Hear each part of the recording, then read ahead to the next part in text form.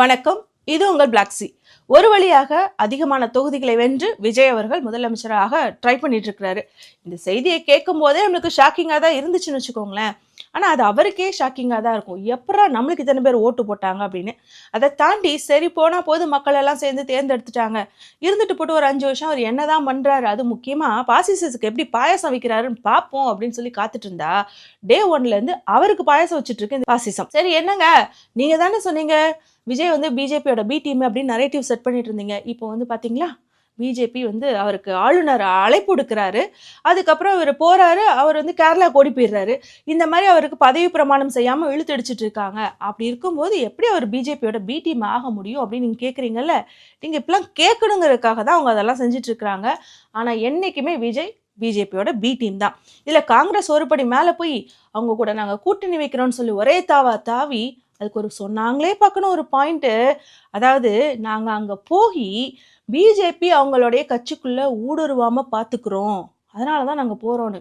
15 வருஷத்துக்கு முன்னாடியே உங்கள் கட்சியில் ஆர்எஸ்எஸ் ஊடுருவி தான் இருந்துச்சு பாஸ். அதனால தான் நீங்கள் இன்ன வரைக்கும் உங்கள் ஆட்சியை அமைக்க முடியல. தொக்க 40 தொகுதியை நாங்கள் ஜெயிச்சு கொடுத்துமே உங்களால் அங்கே ஜெயிக்க முடியல அப்படின்னா இவிஎம் மிஷின் ஒரு காரணமாக இருந்தாலும் கிரவுண்ட் ரியாலிட்டி அப்படின்னு உங்களுக்கு சுத்தமாக தெரியாது. அதாவது ரொம்ப சிம்பிளாக சொன்னால் மேல் மாடி காலின்னு வச்சுக்கோங்களேன். அதோட சரி ஏதோ திமுக நம்மளுக்கு ஜெயிச்சு கொடுக்குது, இதை வச்சாவது நம்ம வந்து ஒன்றியத்தில் எப்படியாவது பிரைம் மினிஸ்டர் ஆயிடலாம் அப்படின்னு நீங்கள் முடிவு பண்ணியாவது கொஞ்சமாவது விசுவாசமாக இருக்கலாம். அதுவும் கிடையாது. எப்போ பார்த்தாலும் கட்சி தவறது. இதே தான் நார்த் சைட்லலாம் பண்ணியே வீணாக போயிட்டீங்கன்னு வச்சுக்கோங்களேன். சரி உங்களுக்கு பாடம் எடுக்க எனக்கு நேரம் இல்லை, நீங்கள் எங்கே வேணால் போயிட்டு வாங்க.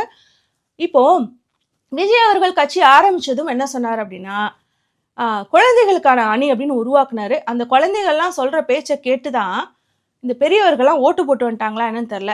நான் தொடர்ந்து 3 வீடியோவில் கடைசியாக பேசுனது என்ன அப்படின்னா 18 வயசு வந்துருச்சு அப்படிங்கிறனாலேயே நம்மளுக்கு வந்து எல்லாமே கிடச்சிருச்சு, நம்ம பெரிய மெச்சூர்ட் ஆகிட்டோன்னு அர்த்தம் கிடையாது. ஆவரேஜாக 18 வயசு அப்படிங்கிறது ஒரு மனுஷனால் சிந்திக்க முடியும் அப்படிங்கிற அடிப்படையில் கோட்பாட்டில் 18 வயசு ஓட்டு உரிமை அப்படின்னு கொடுத்துருக்காங்க. ஆனால் இவனுங்க இந்த 6 வயசு பிள்ளைங்க 4 வயசு பிள்ளைங்கள்லாம் சொல்கிறத கேட்டுட்டு ஓட்டை போட்டுட்டு வந்துட்டு அதுக்கப்புறம் ஓட்டு போட்டுட்டு வந்துட்டு ஃபீல் பண்ணுறாங்க பாருங்கள். கண்ணீர் விட்டு அழுகிறது என்ன. இதில் முக்கியமாக என்னென்னா இந்த நீங்கள் ஜெயிக்க வச்சிங்களா எம்எல்ஏக்கள், அவங்களுக்கு மொத்தம் எத்தனை இலாக்காக்கள் இருக்குது, அதில் என்னென்ன வேலைகள் இருக்கும், நம்ம என்னென்ன செய்யணுன்னே தெரியாது. விஜயை மட்டும் தவிர்த்துட்டு இவர் இருக்கார்ல நம்ம புட்சட்னி, அவருக்கார மரியாதை கொடுக்கணும், பேர் என்ன, ராஜ்மோகன் அப்புறம் புஷ்ய ஆனந்த், இது மாதிரி எல்லாருமே வச்சு நீங்கள் யோசிச்சு பாருங்கள். அதுக்கப்புறம் இப்போ இந்த குடிச்சிட்டு ஆடுறவன் சின்ன பொண்ணை வந்து வன்புணர்வு செஞ்சவன் அவங்க எல்லாருமே இந்த கட்சிக்குள்ளே தான் இருக்காங்க.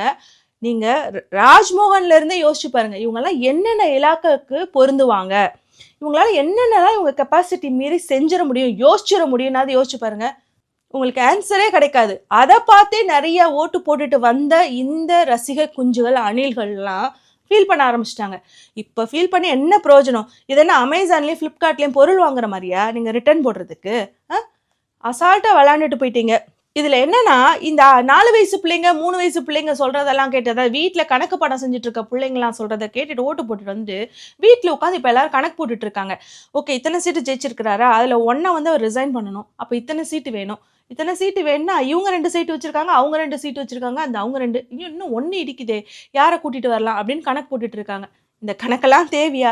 சரி இதில் இந்த ரவுட் அப்படிங்கிறவங்க தான், அதாவது விஜய் அவர்களுக்கு பிஆர் டீம் வேலை செய்தவர்கள் தான் இனிஷியல் ஸ்டேஜ்லேருந்தே குழந்தைகள் மூலமாக எப்படியெல்லாம் வந்து ஓட்டை வந்து வாங்க முடியும் எடுக்க முடியும் அப்படின்னு பிளான் பண்ணி இன்ஸ்டாவில் எல்லா இடத்துலையுமே அது மாதிரி ப்ரொமோட்டும் பண்ணி அதற்காக நிறைய செலவு செய்து இதை செஞ்சுருக்காங்க அப்படிங்கிறத மாரிதாஸ் வந்து ஒரு விளக்கமாக ஒரு வீடியோ போட்டிருக்காருன்னு நினைக்கிறேன்.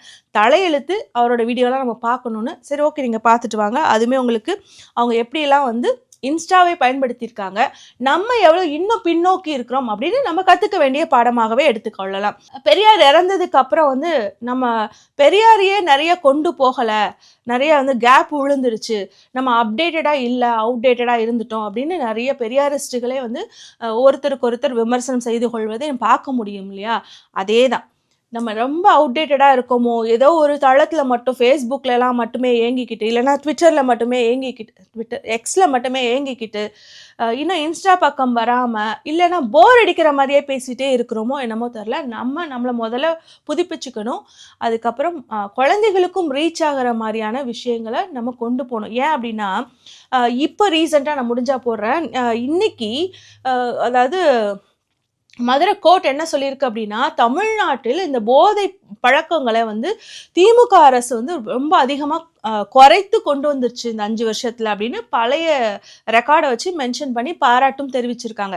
இதெல்லாம் வந்துட்டு நம்ம கொண்டே போய் சேர்க்கல. நம்ம எவ்வளவோ பேசணும். போதை வந்து தமிழ்நாட்டில் உற்பத்தி ஆகிற ஒரு விஷயம் கிடையாது. அது மற்ற மாநிலங்கள்லேருந்து கொண்டு வரப்படுது. முக்கியமா உத்தரப்பிரதேசலேருந்து இந்த கஞ்சா போன்ற இதெல்லாம் வந்து கடத்தி வரப்படுது. அது பஸ்ல கூட ஈஸியாக கடத்திட்டு வந்துடலாம். இங்கே வந்து லைட்டாக வித்துட்டு போயிடலாம். அதே மாதிரி இந்த கொக்கைன் அந்த மாதிரியான கெமிக்கலான போதை வஸ்துக்கள் வந்து குஜராத் ஹார்பர்ல இருந்து தான் வருது. அதுதான் போதைக்கான மாநிலமாகவே இருக்குது. ஆனா தமிழ்நாட சொல்லிட்டே இருக்கிறாங்க அப்படின்னா, இது வந்து பிஜேபியோடைய ஒரு ஸ்ட்ராங் சோஷியல் என்ஜினியரிங் ஒர்க். அதாவது திரும்ப திரும்ப போதையும் அப்புறம் பெண்கள் வந்து இங்க பெண்களுக்கு பாதுகாப்பு இல்லை அப்படிங்கிறத சொல்லி சொல்லி சொல்லி அதை பெருசுபடுத்தி நடக்கலாம் நான் சொல்ல, நடக்காம அவங்களால பெருசுபடுத்த முடியாது. ஆனா மற்ற மாநிலங்கள் நடக்கிறத கம்மி பண்ணி இல்ல காமிக்காம விட்டு இதை வந்து அல்காரிதம் படி இன்ஸ்டாலையும் யூடியூப்லையும் திரும்ப திரும்ப வர்றதுக்கான வேலைகளை பிஜேபி நல்லாவே செஞ்சிருக்காங்க. அதை நம்ம வந்து ஒரு தப்பு நடந்தா உடனே வந்து மற்ற மாநிலங்கள் நடக்குதா, நமக்கே நடக்கணும் அப்பெல்லாம் கம்பேர் பண்ணணும் அவசியம் இல்லைதான். நான் இல்லை, அதை வந்து கண்டிப்பா தடுத்தே தான் நிறுத்தணும். ஆனா அதே சமயத்துல நம்ம வந்து நம்மளுடைய மாநிலம் மற்ற மாநிலங்களை விட எவ்வளோ தூரம் முன்னேறி இருக்கு அதையும் நம்ம பார்க்கணும். சேஃப்டி மெஷர்ஸும் நம்ம வந்து சைமல்டேனியஸ்லி நம்ம எடுத்துட்டு போயிட்டே தான் இருக்கணும். சமீபத்தில் ஒருத்தர் வந்து இன்ஸ்டால தெரிந்த நபர் தான், அவர் போட்டிருந்தார் என்னதுன்னா, ஏன் எதுக்கெடுத்தாலும் நீங்கள் நார்த் இந்தியாவே கம்பேர் பண்ணுறீங்க அப்படின்னு சொல்லிட்டு. ஏன்னா நான் குயிக்காக முடிச்சிடறேன். ஏன் நம்ம நார்த் இந்தியா கம்பேர் பண்ணி சொல்கிறோம், அதோட அவசியம் என்ன அப்படின்னா, சுதந்திரத்துக்கு அப்புறம் நார்த்தும் சவுத்தும் சரி தொடர்ச்சி எடுத்தாப்புல தான் மக்கள் வந்து வறுமை எல்லாமே நம்மளுக்கு ஒரு படிப்பு எதுவுமே கிடைக்கப்படாமல் கிட்டத்தட்ட ஒரே நிலைமையில தான் இருந்திருப்போம். ஸோ அங்கேருந்தே யோசிச்சு பாருங்க, ஒரே இடத்துல இருந்த சவுத் இந்தியாவும் நார்த் இந்தியாவும் மெல்ல மெல்ல க்ரோ ஆகும்போது அவங்கக்கிட்ட எதுவுமே இல்லை, ஸ்க்ராட்ச்லேருந்து ஸ்டார்ட் பண்ணுறாங்கன்னு சொல்லலாம். ஒன்றுமே இல்லாமல் ஸ்டார்ட் பண்ணுறாங்க. அப்படிங்கிறப்போ சவுத் வந்து உயர்ந்திருக்கு. அதுலேயும் தமிழ்நாடு கொஞ்சம் பெட்டராக இருக்குது. எல்லாத்துலேயுமே எஜுகேஷன்ஸ் மெடிக்கல்ஸ் எல்லாத்துலேயுமே பெட்டராக இருக்குது. அப்படின்னா அதன் காரணமாக தான் வந்து இதற்கு முன்னாடி ஆண்ட திராவிட அரசு வந்து திராவிடத்தால் வீழ்ந்தோம்னு சில பைத்தியங்கள் பேசிட்டு இருக்கு இல்லையா. இல்லை, நம்ம வீழவில்லை, நம்ம வந்து உயர்ந்து தான் போயிருக்கோம் அப்படின்னு நம்ம காமிக்கிறதுக்காக தான் நம்ம கம்பேர் பண்ணி சொல்கிறோமே தவிர இங்கே குற்றம் நடந்தோடனே அங்கே கம்பேர் பண்ணணுங்கிறதுக்காக சொல்லலை. அதோட புரிதலை வந்து புரிய வைக்கணுங்காக. அங்கே தான் வந்து நான் திமுக அரசுமே சில விஷயங்களை தவறி இருக்கு. ஏன்னா எல்லா விஷயத்துலையும் பார்த்தீங்கன்னா பெஸ்ட்டாகவே பண்ணிட்டு இருந்தவங்க, ஏன்னா அவங்க செய்த விஷயங்கள் சரியாக மக்களிடம் போய் கொண்டு சேர்க்கவில்லையோ அப்படின்னு தோணுது. அதை நம்ம கடைசியில் பார்க்கலாம். அதுக்கு முன்னாடி வந்து பார்த்தீங்கன்னா சி.வி. சண்முகம் அவர்கள் ராஜினாமா செஞ்சுருக்கிறாரு அப்படின்னு ஒரு மீம் கார்டு பார்த்தேன். அது எவ்வளோ தூரத்துக்கு உண்மைன்னு தெரில. அதுக்கு வந்து கீழே அது எப்படி வேணா இருந்துட்டு போட்டோம், உண்மையாக போயோ. ஆனால் அதுக்கு கீழே அந்த வந்து தாவைக்காவினர் வா தலை வா சீக்கிரம் வா அப்படிங்கிறாங்க.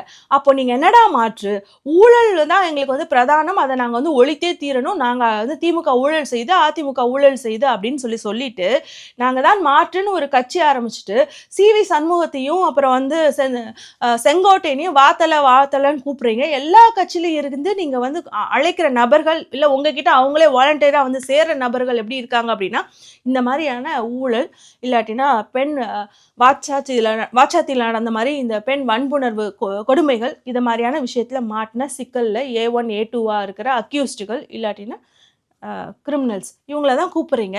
சரி, அவங்கள தவிர்த்து இந்த கட்சியில் வந்து நிறைய பேர் இப்போ எம்எல்ஏ சீட் வின் பண்ணவங்களையும் பார்த்தீங்க அப்படின்னா அவங்களும் ஒவ்வொரு நாள் அவங்கள பற்றி வர நியூஸ் எல்லாம் பயங்கரமாக இருக்குது. நீங்கள் மாற்று எல்லா கழிச்சடைகளும் இங்கே தான் இருக்குது. சரி, ஓகே, நம்ம அடுத்து என்ன பார்க்கணும் அப்படின்னா நிர்மல்குமார் அவர்களை கொண்டு போய் திருப்பரங்குன்றத்தில் இவர் வந்து போடுறாரு. நிர்மல்குமார் யார்? அவன் வந்து ஒரு பிஜேபியிலேருந்து அதிமுகவுக்கு போய் உங்கள் கட்சிக்கு வந்தவன். பிஜேபிக்கு போனதுக்கான காரணமே அவனுடைய RSS பேக்ரவுண்ட் தான். அவனை கொண்டு போய் நீங்கள் அங்கே நிப்பாட்டுறீங்க அப்படின்னா நீங்கள் திருப்பரங்குன்றம் இஷ்யூக்கு வாய் திறக்காமல் இருந்ததின் காரணம் உங்களுக்கு அங்கே வந்து மதக்கலவரம் வரணும், அதாவது அவங்க விளக்கேற்றணும் சொல்கிற இடம் ஆக்சுவலாக வந்து அது ஒரு பொய் புரட்டு. அங்கே வந்து இது வரைக்கும் ஏற்றப்படலை, அது விளக்கேற்றுக்கான இடமும் கிடையாது. காலகாலமாக நம்ம ஏற்றிட்டு இருக்கிற இடத்துல தான் இப்பவும் ஏற்றிட்டு இருக்கோம். அப்போ இவங்களை புதுசாக வைக்கிற அந்த ரெக்வஸ்ட் அப்படிங்கிறது மத கலவரத்துக்காக தான். அங்கே போய் ஒருத்தரை நிற்க வச்சு அவனை ஜெயிக்க வச்சுருக்கீங்க அப்படின்னா நீங்கள் மைனாரிட்டிகளுக்கு பாதுகாப்பு கொடுக்கக்கூடிய அரசாக எங்களுக்கு தெரியல அப்படிங்கிறத ப்ரூவ் பண்ணிடலாமா, கன்ஃபார்ம் பண்ணிடலாமா? Hence proved, right? அது நீங்க நேத்தே பார்த்துருந்துருப்பீங்க. முக்கியமா சிவகாசியில ஒத்த ஓட்டுல அந்த அம்மா வந்து ஜெயிச்சுச்சுன்னு நினைக்கிறேன். கிருத்திகான்னு நினைக்கிறேன். அவங்க தான். அவங்க இல்லன்னா நீங்க யாருன்னு கரெக்ட்டா போடுங்க. ஹிந்தில பேசுறாங்க. ஏம்மா ஹிந்தில பேசுற அப்படின்னா, எங்க கட்சிய நாங்க வந்து இன்டர்நேஷனல் அளவுக்கு கொண்டு போணும். அதனால நாங்க ஹிந்தில பேசினா தான் இன்டர்நேஷனல் அளவுக்கு ரீச் ஆகும். என்னடா அது? அ கண்ணாடியோட ஆட்டோ திருப்புனா ஆட்டோ ஓடிருமா? அப்படிங்கிற மாரி இருக்குல்ல. இன்டர்நேஷனல் அளவுக்கு உன் கட்சியை கொண்டு போகணும் அப்படின்னா நீ இங்கிலீஷ்ல பேசினாலே போதும். அப்போ இவங்க ஹிந்தியில பேசுறாங்க அப்படின்னா உங்களுக்கு புரிஞ்சுக்கணும், ஹிந்தி மும்மொழி கொள்கை அப்படிங்கிறத ஈஸியா இவங்க வந்து உள்ள அனுமதிச்சிருவாங்க அப்படின்னு. இன்னொரு விஷயம் என்னன்னா, இப்போ பிஜேபி அழக்களிக்கிற மாதிரி பண்ணிட்டு இருக்கிறதுக்கு காரணமே விஜய் அவர்கள் வந்த உடனே போடக்கூடிய முதல் கையெழுத்து அப்படிங்கிறது இந்த பிஎம் ஸ்ரீ மும்மொழி கொள்கையை சார்ந்து உள்ள அந்த திட்டங்களை கொண்டு வரதுக்காக தான் அப்படிங்கிறதும் நம்ம புரிஞ்சுக்கணும். சரி, இப்போல்லாம் இதை புரிஞ்சு என்ன பண்ண போகிறோம், அவர் சிஎம் ஆறான்னு முடிவு பண்ணிட்டாங்க. சிஎம் ஆறதுக்கான தகுதி அவருக்கு வந்துருச்சு, அவர் அத்தனை சீட்டுகள் வின் பண்ணிட்டார் அப்படின்னா கண்டிப்பாக அவர் சிஎம் தான் ஆக போறாரு. ஆனால் அதில் நிறைய குளறுபடிகள் இருக்கு.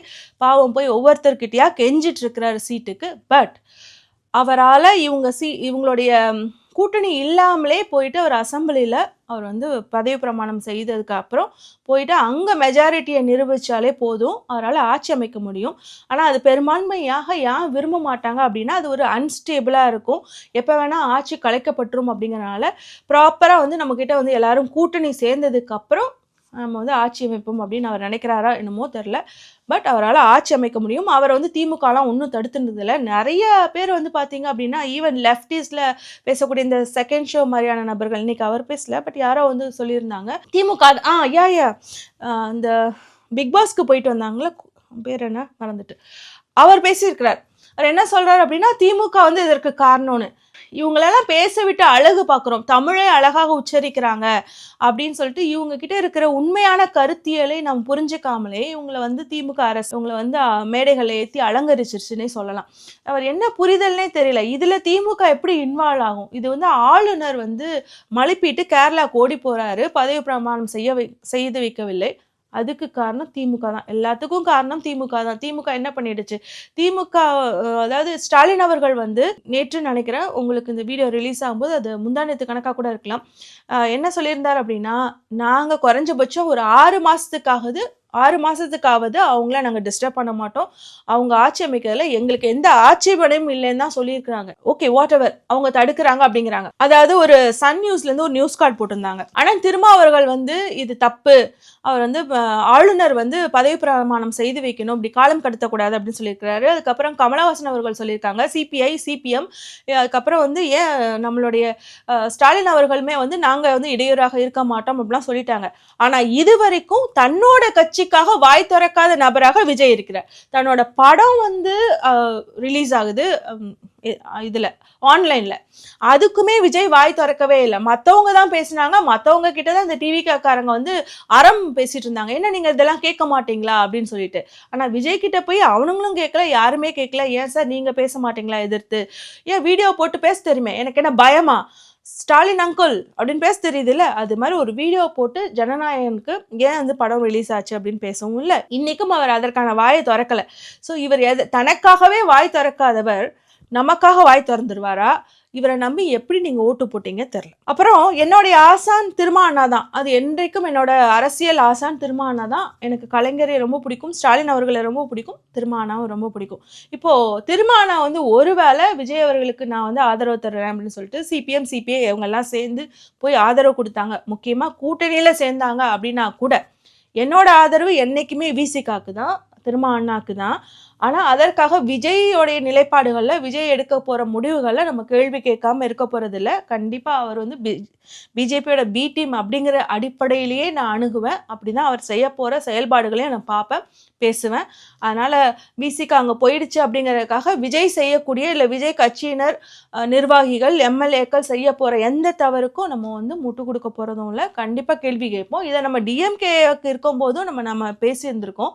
அதை கவனிக்காத நபர்களுக்கு வேணால் தெரியாமல் இருந்திருக்கலாம். பட் நம்ம எல்லா விஷயத்துக்குமே திமுக தவறுகள் செய்யும் போது பேசியிருக்கோம். அதே மாதிரி விஜய்க்கும் நம்ம பேசுவோம், அவ்வளோதானே தவிர இன்றைக்குமே நம்மளுடைய ஆசான் திருமா அண்ணா தான், அது மாறப்போகிறது இல்லை.